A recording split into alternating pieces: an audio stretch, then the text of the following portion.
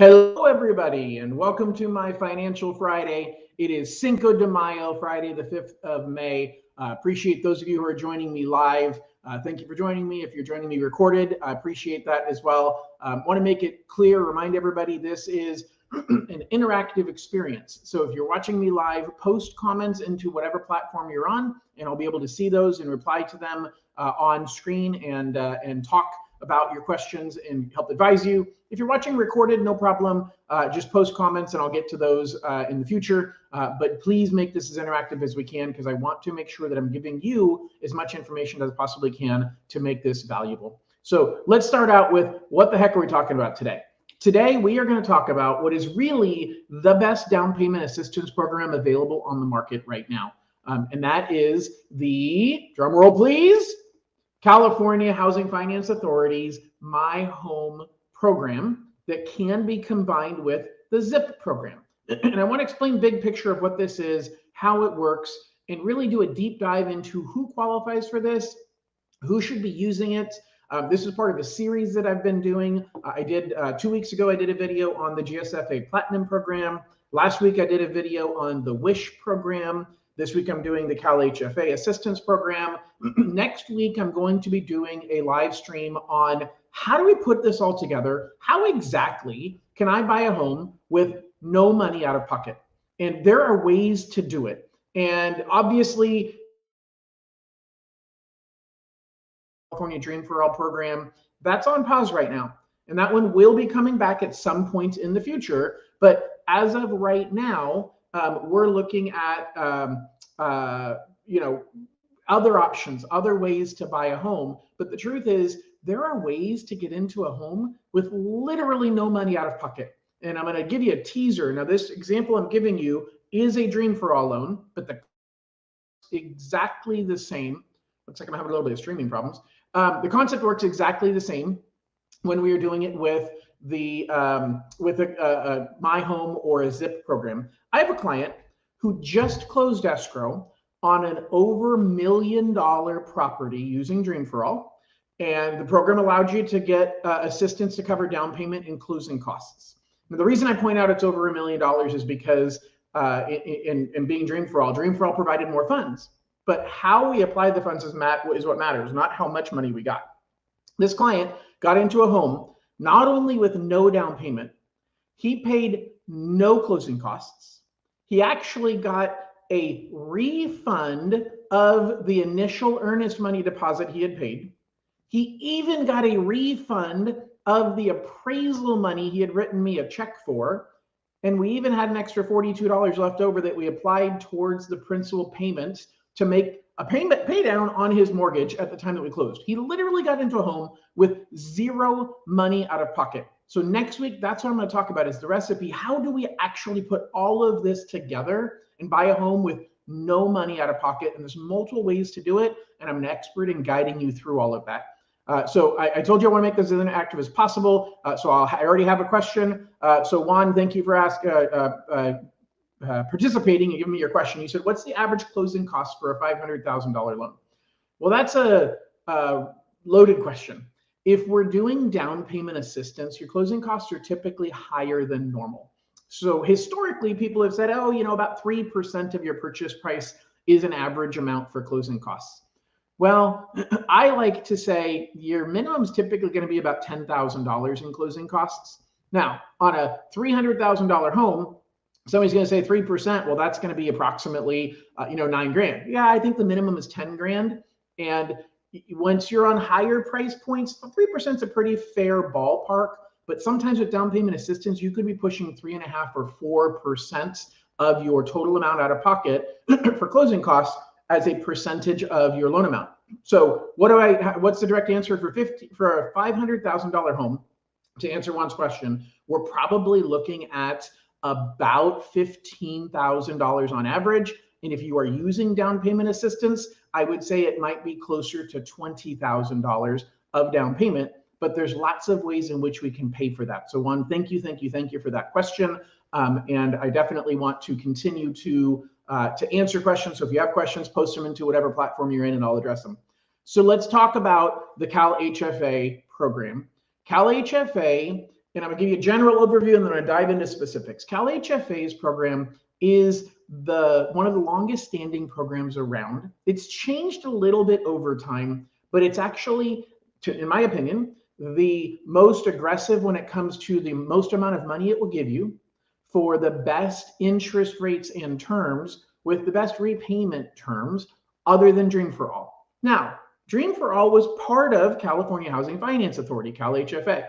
But what we're talking about now is not Dream for All. We're talking about the My Home program. We're talking about the ZIP program. And so let's first talk about what the heck is the difference between My Home and ZIP. All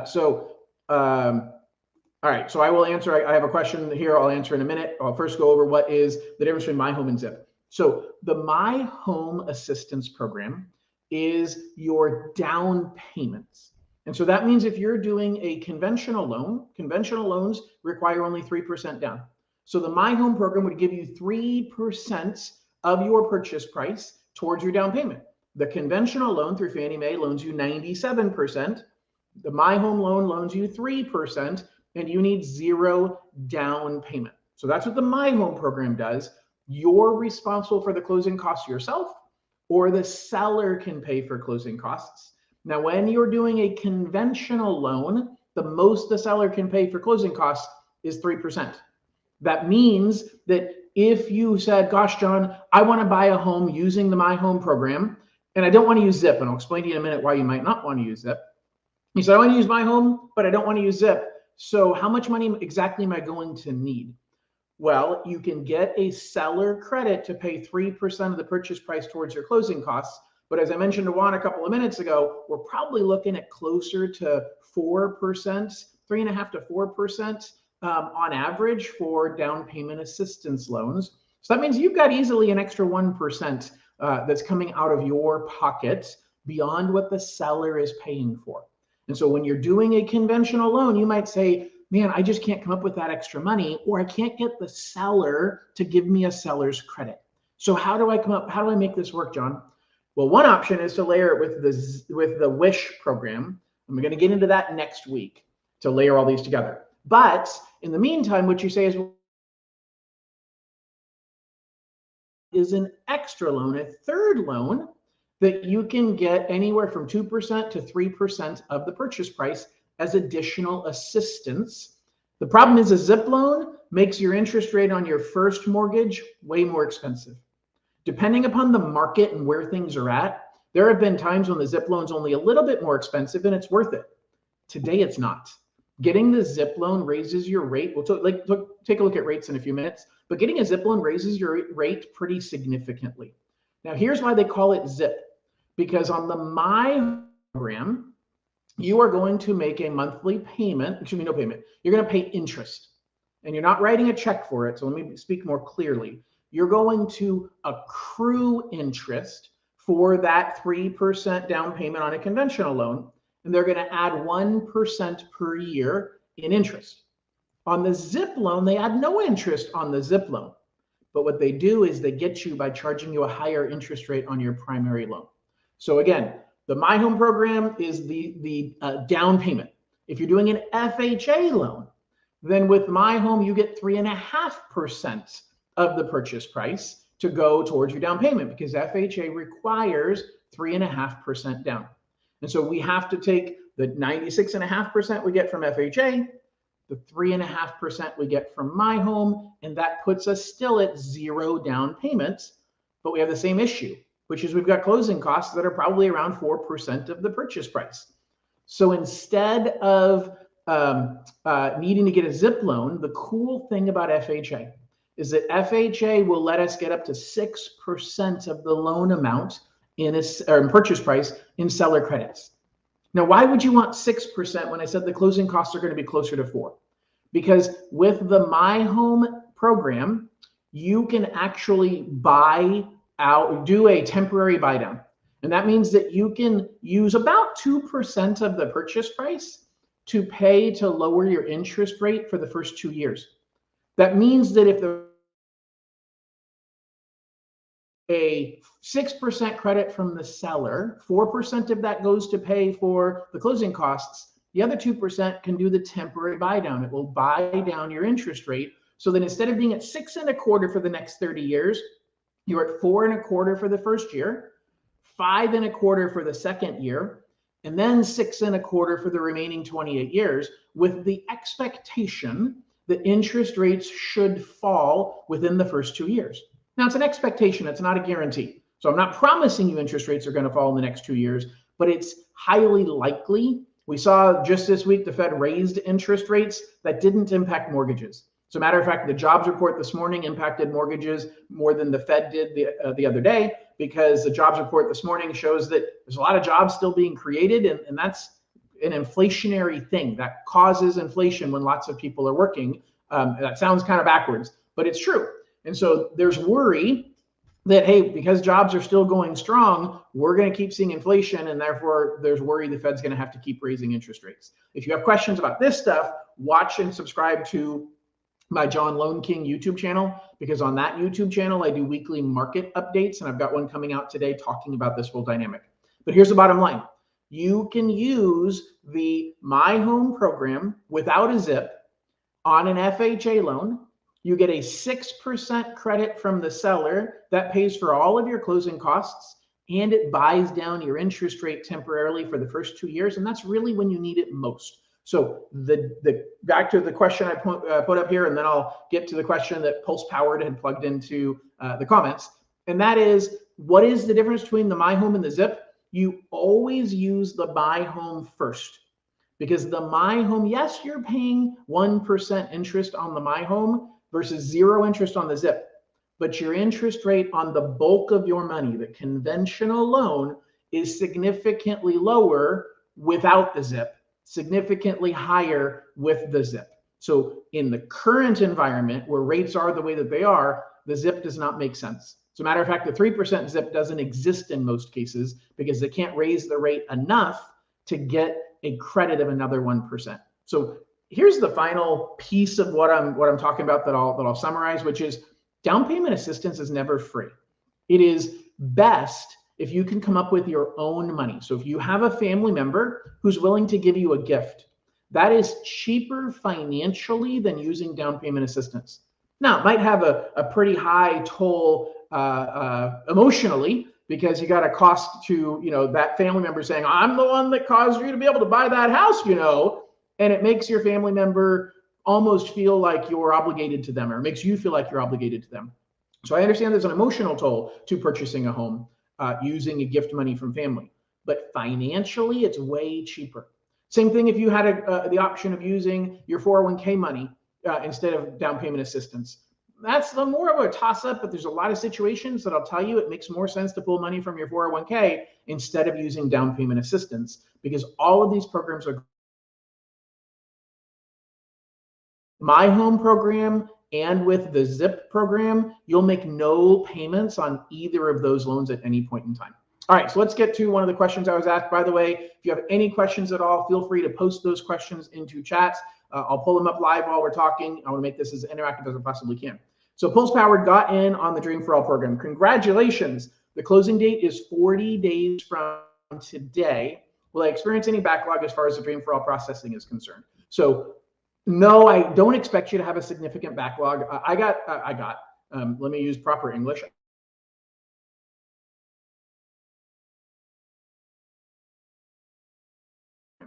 And with those 7 clients, I have funded 5 of them. I've got 2 left. And we are right now at the peak, at the worst of the backlog with CalHFA, because most of these rate locks are 30-day rate locks. And CalHFA is a little confusing. They tell you it's a 60-day lock, but most lenders give 30 to you and they need 30 themselves, because that's how long it takes us to sell the loan at the end to CalHFA, for them to approve it, buy off on it, and buy the loan from us. So if you're closing in 40 days, I'm not so worried about the backlog of processing through CalHFA. I'm waiting on one more approval from CalHFA, but the last 2 that I submitted went in last Thursday, and yesterday I got the first one. I expect the second one today or over the weekend. They've been working weekends to catch up, and I expect in the next week or 2 they'll get back down to normal turn times. So I expect this to be the worst of it right now. But I got to tell you, Pulse Powered, I'm worried about your rate lock, because CalHFA made it clear that, hey, once you lock a Dream for All program, it's good for 60 days on their end. Now, they'll grant some extensions, but there's a limit to how many extensions that they'll provide, and there's a cost to that. So my question is, what are you paying? And I see your comment here. You said it's new construction, so thank you for clarifying on that. So maybe your lender already built that into the interest rate and fee that they locked you at, but triple check that. I just don't want you to be in a position where you end up, caught unexpectedly, where they're saying, hey, your offer is not being honored, your reservation is not being honored, because the last time we could lock this was about 30 days ago, which means you're going to be closing 40 days from now, or approximately 70 days after the original rate lock. It has me a little bit concerned for you, just to triple check with your lender to make sure they got you locked in for that long. But no, I am not worried about the turn times. I think you have more than enough time, and very few people have long escrows like that. So no, I'm not worried about that at all for you. All right, so let's get back to the ZIP and the My Home programs. So a lot of people say, John, when do I have to pay it back? As with almost every down payment assistance program, you have to pay the money back when you sell the home, in 30 years when you finish paying off this mortgage, or whenever you refinance the property. Now, unlike Dream for All, which was going to let you refinance once and then you have to pay back the state, with these programs, the assistance is a whole lot smaller. So it's easier to pay back the money, and you're not sharing in an appreciation of the home. So they say, hey, the first time you refinance, you've got to pay us off. But it's such a small amount that you're borrowing relative to the purchase price, it really isn't prohibitive, and it's not an issue, because you're making a payment on the majority of your purchase price anyway, unlike Dream for All. All right, Juan asked me a question. He said, have I seen sellers giving credits in recent months? Juan, that is a great question. Yes, but it is more challenging. So here's what's happening. We had interest rates go up significantly last year. Buyers said, I'm out. I either can't afford that monthly payment because interest rates are high, or I'm unwilling to make that monthly payment because interest rates are high. And so you had homes that were sitting on the market. You had homes at the end of last year that the days on market started growing. How long they were taking to close, to find a buyer, was taking a lot longer. And sellers were getting desperate and much more willing to negotiate.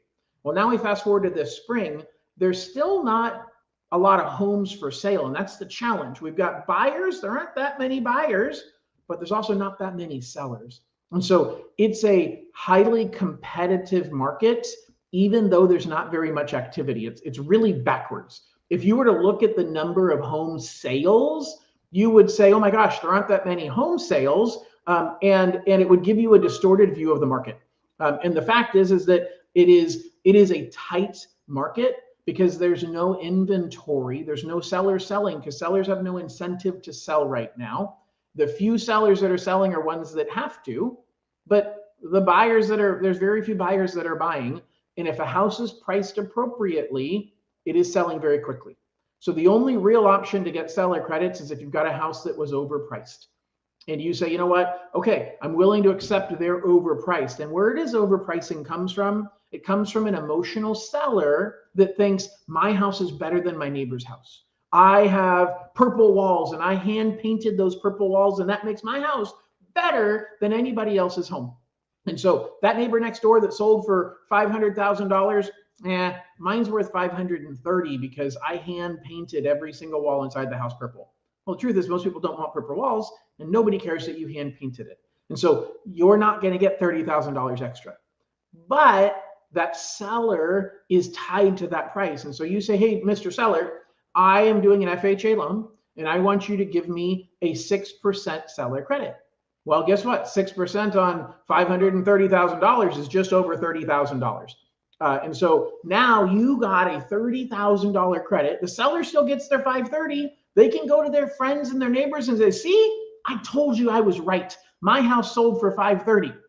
Because on public record, you don't see that they gave away $30,000 to you in seller credits.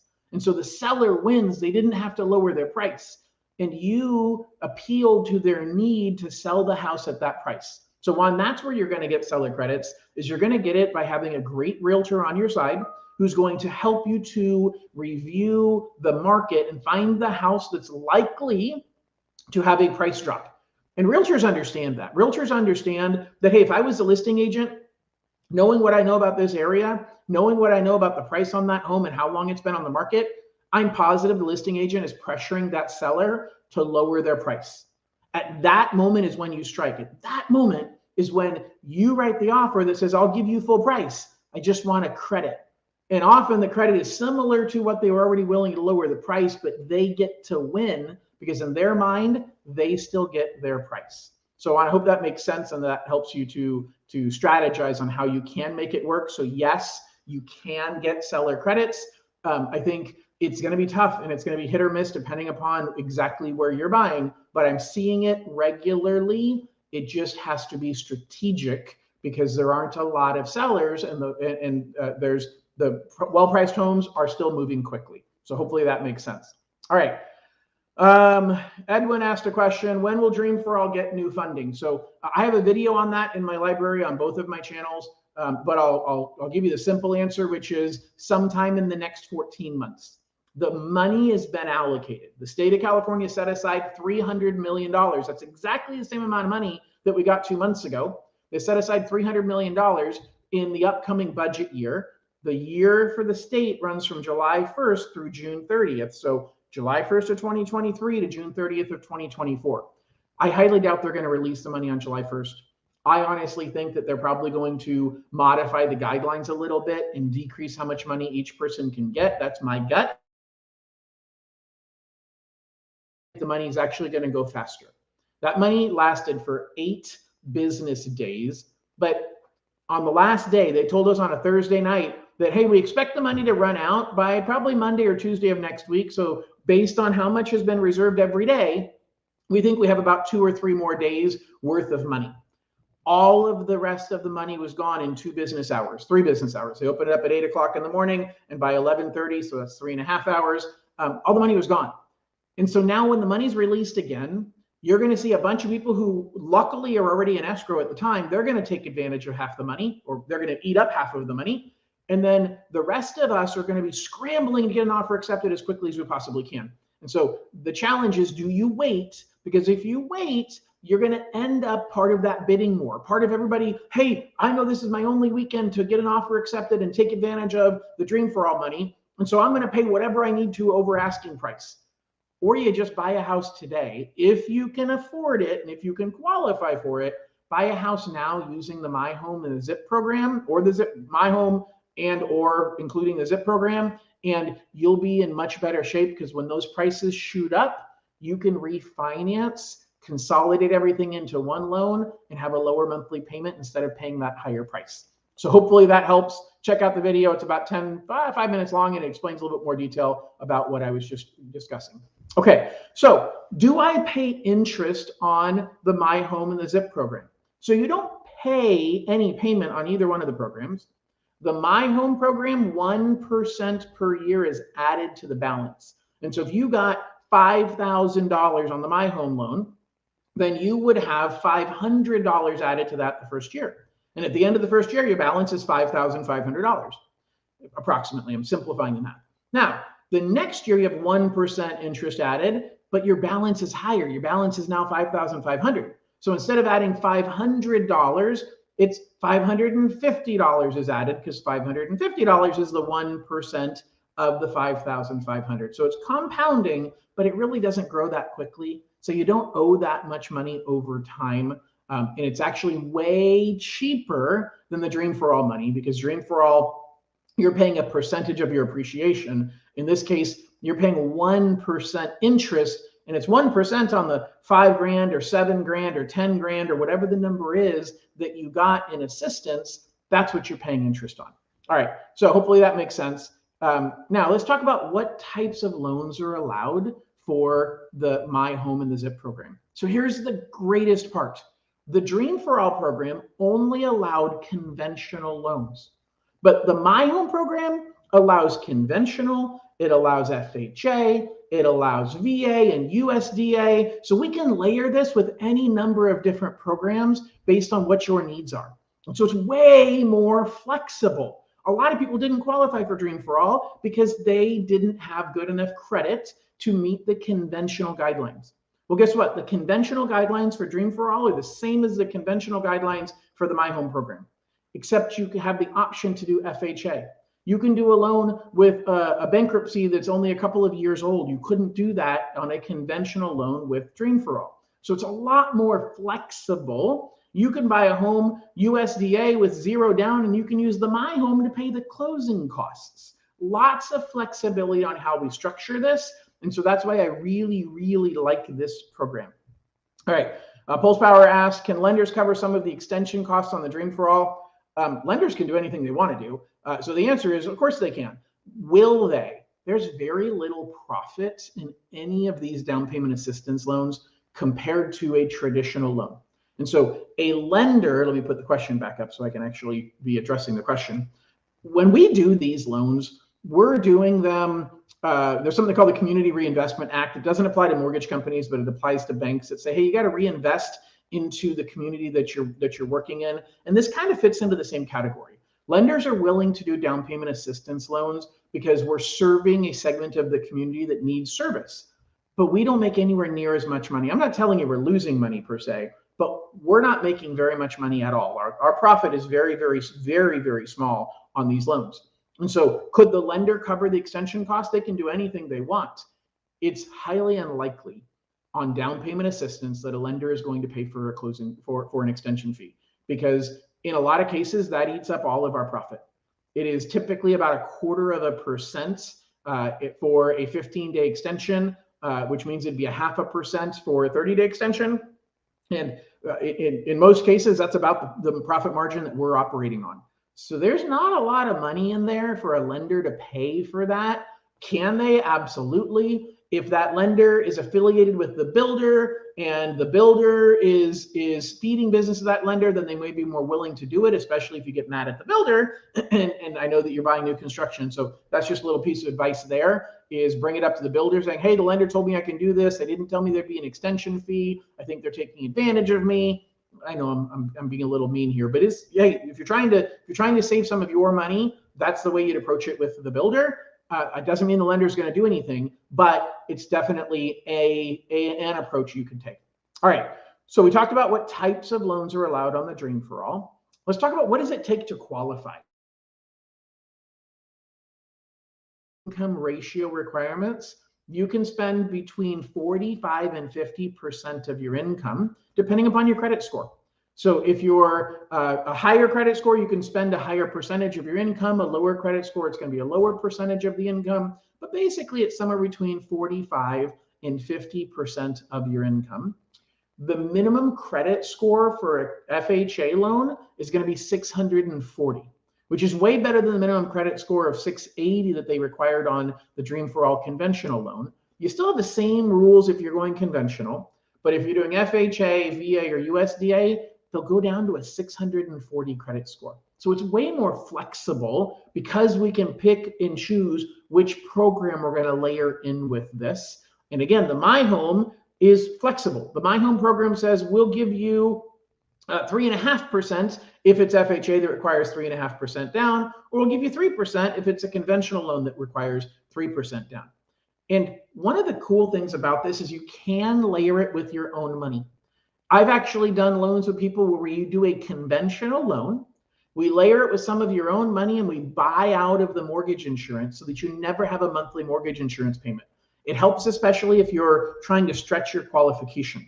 I honestly don't think buying out of the mortgage insurance is a good financial move, because I expect rates to go down and you're probably going to refinance out of this loan. And so prepaying 3 or 4 years of mortgage insurance isn't a good financial decision.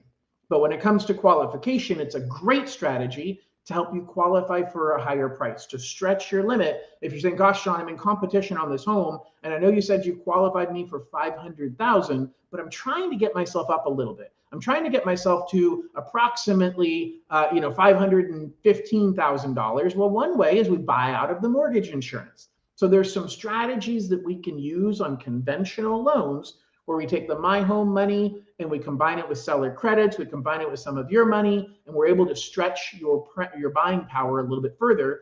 and you can use gift money in combination with this as well. So lots of flexibility, lots of ways to make this work. And I honestly, in a lot of ways, I like this program better than the Dream for All. Now, mind you, your payment is going to be higher on this program for that $500,000 home because, well, you're making payments on $480,000 purchase, $480,000 of loans, and you have mortgage insurance. If Dream for All, you bought a $500,000 home, you're only making payments on $400,000. So your payment is going to be higher. If you qualified for Dream for All, and the highest you qualified for on Dream for All was $500,000, you're not going to qualify for $500,000 using this program because your payment on Dream for All was only based on 400 grand. So you're really going to qualify for closer to $400,000. So there's different ways we have to look at this. Now, this program does require you to be a first-time home buyer. Just like Dream for All, you have to be a first-time home buyer, and just like Dream for All, you cannot use cosigners. If you need a cosigner, or if you are not a first-time home buyer, don't despair. There are still down payment assistance options. It's the GSFA Platinum program, and there'll be a link down below in the comments when the recording of this is posted. And you'll see the link to my recording from 2 weeks ago about that program. You do not need to be a first-time home buyer to do the GSFA Platinum program, and you're allowed to have cosigners. So if that's your situation, there's some flexibility there. All right, what are the income limits? They're pretty generous. They're exactly the same income limits that Dream for All required. So you have pretty generous income limits on this program. I don't find many people are bumping up against the income limits, but if you are, and you still need down payment assistance money, there's an option. The GSFA Platinum program that I did a recording on 2 weeks ago, that one allows us to do down payment assistance.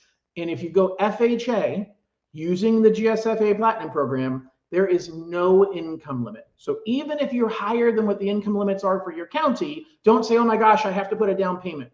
Or even if you're not a first-time home buyer, don't say, oh my gosh, I have to put a down payment. I have solutions for that. It's about customizing the program, and me having all of the components and knowledge to help guide you is really what's going to matter. So if you've talked to a lender and they said it can't be done, talk to me. Let me see what I can do to help figure out an option for you.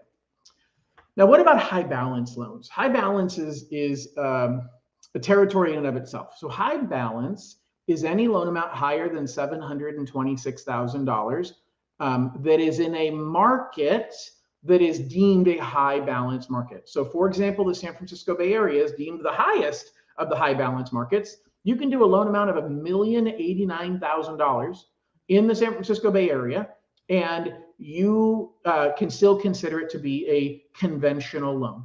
And CalHFA will allow you to do a conventional or an FHA loan, actually, yeah, and FHA in a high balance market like that, where you can buy $1 million home with 3% down and get the state to loan you the 3% for the down payment. Here's the problem. The problem is that CalHFA charges you a penalty fee called a high balance fee. And that fee is anywhere from 1.5% to 2% of the loan amount. So really, when I said closing costs might be 3 to 4%, you're talking about maybe now 4.5% to 5.5% on average is what you're going to have in closing costs in order to have zero down. And on $1 million, that's $50,000 to $60,000 in closing costs.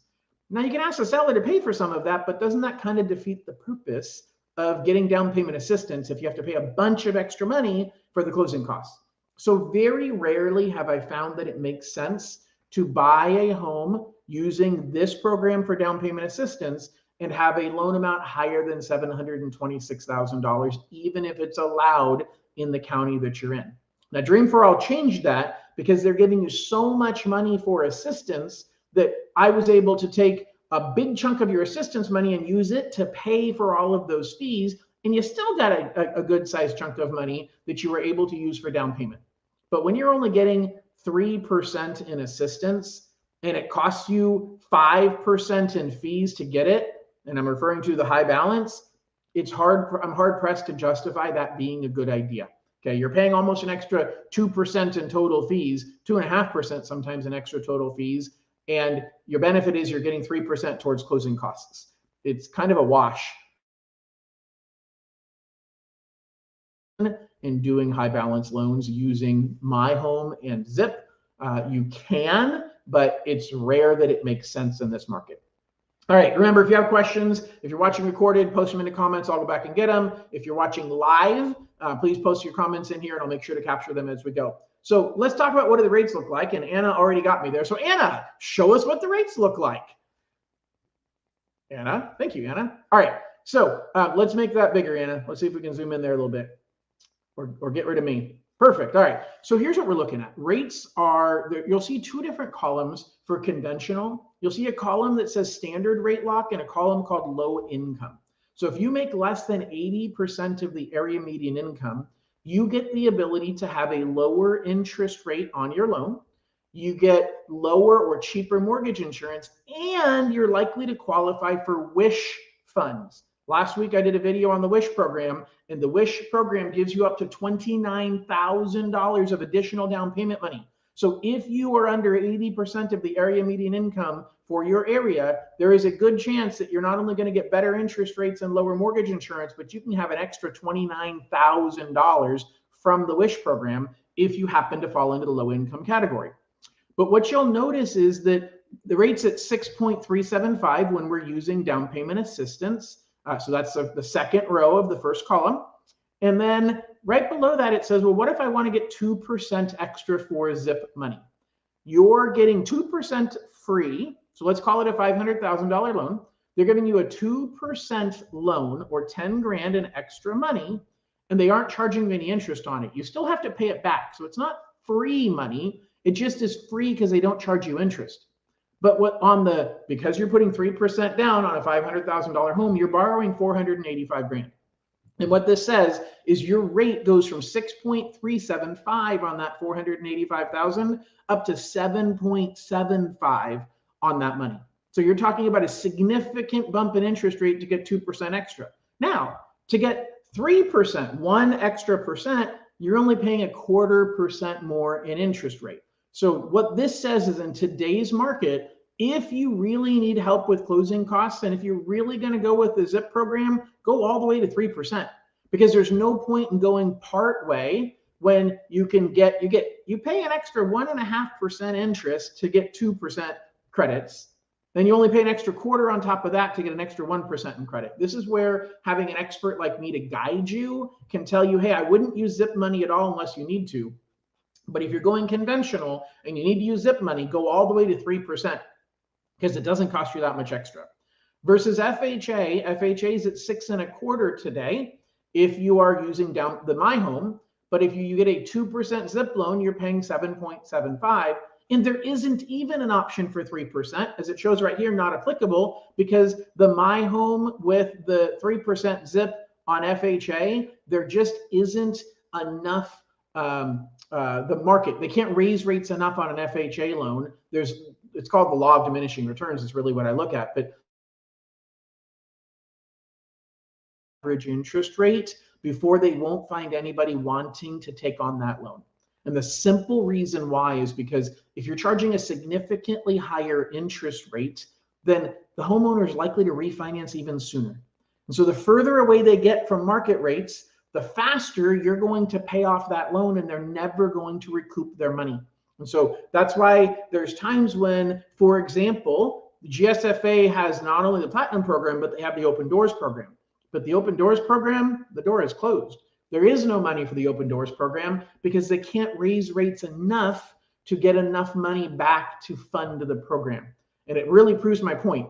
All down payment assistance money is paid for by you. You're always paying for all of it. And so if you can come up with your own money for a down payment, you are better in most cases doing so because you're paying for the assistance one way or the other. All right, so we've got a question here. Edwin says, so when will Dream for All get additional funding? I feel like we answered this a couple minutes ago. Let me be more direct. At some point between July 1st of 2023 and June 30th of 2024, the money will be released. We have not been told when. I know the money's been allocated. I do not know the date. And so I will keep you informed. If you haven't subscribed to my channel, subscribe to it, subscribe to all my channels. But bottom line is, I'm going to keep you updated as soon as I know. I'm going to let everybody know. And if you, whether it's you, Edwin, or somebody else, are in a position that says, hey, I think I want to use Dream for All, we need to get you pre-approved now, because I can tell you how, I can't tell you, whatever. The point is, there are a lot of clients that I helped back in March that wanted to get Dream for All money. The problem is that the Dream for All money was requiring them to have a certain credit score, and they didn't have the credit score they needed. Or it was requiring them to meet certain debt to income criteria, and they had to pay off some debt in order to make that happen. And they didn't have the time to do it. And so if you're saying, John, I'm just waiting for Dream for All, wait all you want. I've got a list and I will put you on that list and I will let you know as soon as it's ready. But the fact of the matter is, what if when it's ready, you're not ready? How upset are you going to be?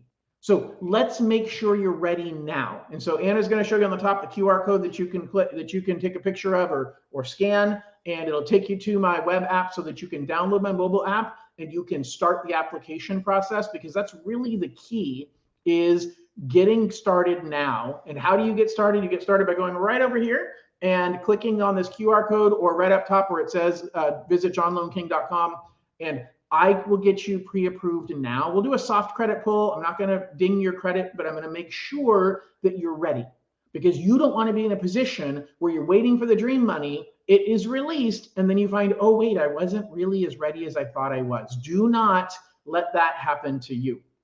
All right, so let's look at, real quick, I think we talked about most everything. How is this different from Dream for All? So to be clear, you don't share any equity with the state with this program. So you will build more wealth long-term with the My Home program than you will using Dream for All, because you have a silent partner in the Dream for All program, but you're going to have a higher monthly payment.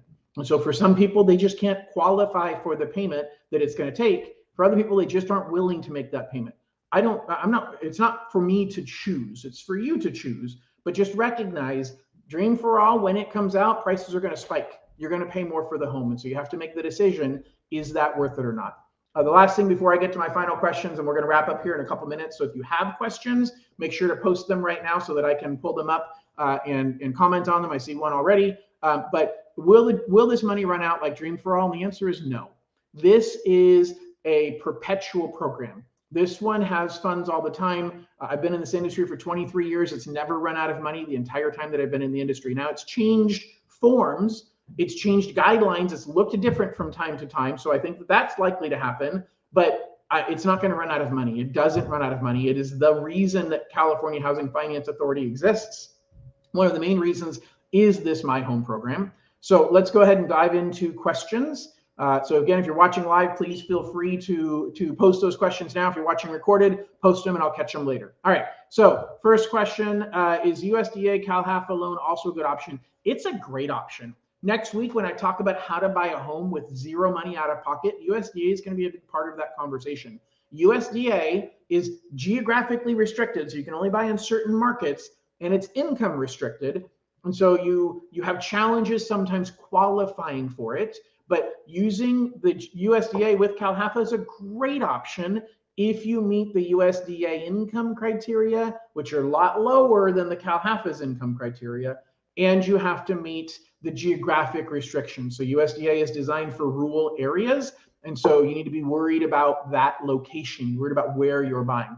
All right, thank you for that, Edwin. My last question so far, again, if you have more questions, post them so I can get to them once I'm done answering this one. Danny says, I'm getting worried with the DFFA, the Dream for All loan packet. We just submitted docs to clear conditions. What happens next on the lender's end? That's a great question. First of all, if you're working with me, you'd get this information proactively. So anybody who's thinking about doing this and they're not working, or they don't know who to work with, this is an example where the lender you work with really does make a difference on how well you're provided the information. So here's what happens. The Dream for All, once your lender does the initial approval, and once they've got the appraisal, the initial approval, and they have, and this, by the way, is the same process for the My Home program. So whether it's Dream for All or My Home, you get the appraisal, you get the initial loan approval, and you have your education done. We submit the file to CalHFA. They're right now running 7 to 10 days from when they receive it to when they review it. When they review that, they're either going to approve it or they're going to suspend it. If they approve it, the lender is immediately able to resubmit to their underwriter to get final approval, to get what's called clear to close. Okay. Once you have clear to close, then loan documents are sent to the title company. Nothing else has to happen with CalHFA. So as soon as we get that approval, nothing else has to happen unless something changes about your loan terms. Let's say that between the time we originally submitted to CalHFA and the time that they give us the approval, you paid off a debt. Well, that means your total debt to income ratio has changed. So we actually have to call CalHFA and tell them to reject them, and it takes them an extra 1 to 2 days to review it and sign off on it.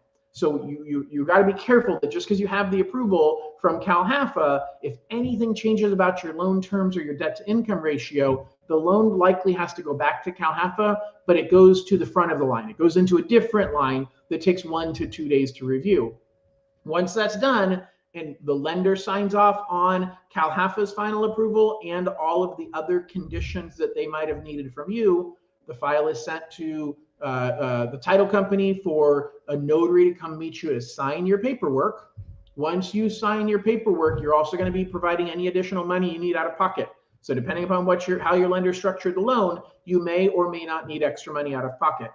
And then the lender sends the money for both loans. CalHFA has nothing to do with it. We get our money back from CalHFA within the next 30 days. So you don't need to worry about any delays with CalHFA or any timing issues with CalHFA, as long as we have that approval from them and the terms on your loan haven't changed at all. And again, terms could be something minor. Your mortgage, your homeowner's insurance, you changed homeowner's insurance companies at the last minute. That can cause a delay and have to have the file go back to CalHFA, or you paid off a debt.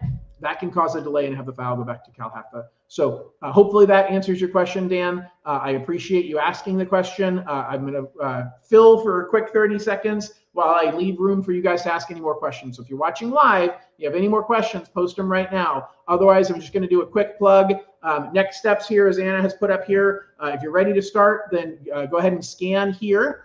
And you can start the application process. Make sure to subscribe to both of my YouTube channels. So my first channel is my main channel that I talk about market conditions, what's happening with interest rates, what's my opinion on the market, and different loan programs in general. My second channel is all about helping you make the California dream come true for you. Now, obviously, the name is matching with the program, the California Dream for All program, but I'm really focusing the content on how to help all first-time home buyers achieve their California dream. So if you know of anybody who's thinking about buying a home anytime in the future, please help me help them by connecting them to me via my YouTube channels and having them subscribe and share that information, share this information, because really my goal is to help you become a homeowner, help you to be able to drive home ownership, and help you to be able to achieve all of your home ownership goals. So I just want to say thank you very much. By the way, Juan has a question here, so let's get to Juan. Anna, if you could pull me back up on the screen, please, I would appreciate that. Juan's question is, will a builder pay for costs? I think you need to get rid of the overlay, Anna. So let's pull this here. Will a builder pay for, there you go, perfect. All right, a little technical difficulty there. Will a builder pay for closing costs? As a matter of fact, a lot of builders are paying for closing costs. That is a marketing plan for most builders, is to pay for your closing costs, because their goal is to keep their price high. And their goal is to keep their revenue high. And so most builders are publicly traded companies. And it's kind of funny. I was talking to a friend of mine who works for a large company. I won't name the company, but he runs a retail entertainment complex for a large company. And he said, it's crazy. Now that we're a publicly traded company, they don't care whether I sell the highest profit margin items. They want me to sell the most expensive stuff, because they care about revenue, generating revenue. They don't care about generating profits. And builders are the same way. So builders need to sell homes for the highest price. Even if they give away a bunch of money and they don't make as much profit, it makes their stock price go up. And that's the number one goal of a publicly traded company, is to make their stock price go up. So builders will pay for closing costs pretty regularly. So if you're buying a new construction home, it's probably already built into their marketing plan and asking for credits for closing costs. you're going to be much more likely to get that than asking for a lower price. So another little strategy tip if you're negotiating on a new home. The other thing, if you're going out to a new home subdivision, bring your realtor with you. Some new homes allow you to have representation and they will pay the realtor. Now, some say we will not cooperate with real estate agents, but even the ones that will, they won't allow your realtor to represent you if you went there first without the builder. So, or without the realtor. So don't ever visit a realtor don't ever visit a new home subdivision without your realtor being with you the first time. So another little tip about home buying, because my goal really is to help you be successful in helping to make your dream of homeownership come true. So gang, I really appreciate it. Hope everybody has an absolutely wonderful weekend. Make sure to share this video with everybody that you know and love. And I look forward to seeing all of you next Friday when I put all of this together at 12 noon on how to really buy a home with no money out of pocket. Thanks so much and have a great weekend. Bye-bye.